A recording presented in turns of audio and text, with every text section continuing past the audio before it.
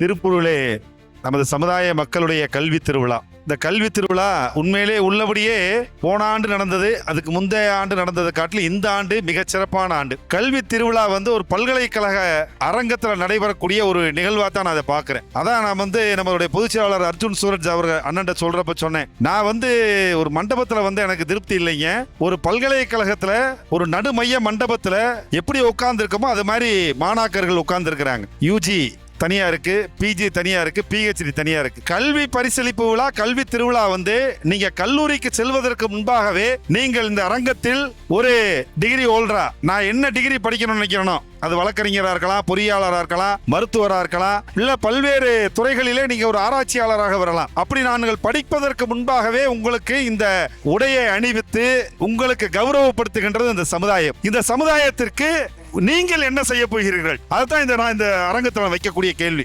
3 விஷயம் தான். இந்த அரங்கத்தில் இருக்கக்கூடிய அத்துணை மாணாக்கர்கள் மட்டும் எழுந்து நில்லுங்க, தயவு செய்து எழுந்து நில்லுங்க. அரங்கத்தில் இருக்கக்கூடிய அத்துணை மாணாக்கர்களும் எழுந்து நில்லுங்க. நீங்க சொல்றது 3 விஷயம் தான்.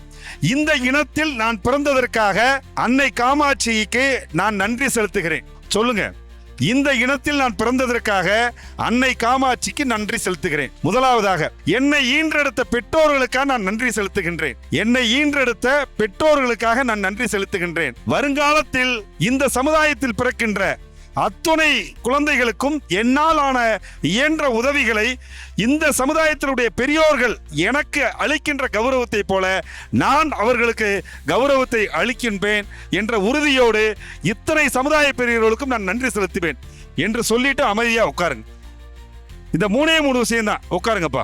இந்த 3 விஷயத்தை மட்டும் நீங்கள் மனதிலே நிறுத்தி கொண்டு வருங்கால சமுதாயத்திலே பிறக்கின்ற ஒவ்வொரு குழந்தைகளும் இந்த இனத்தின் பால் பற்றோடும், இந்த இனத்தின் பால் ஒற்றுமையோடும் நீங்கள் இருக்க வேண்டும்.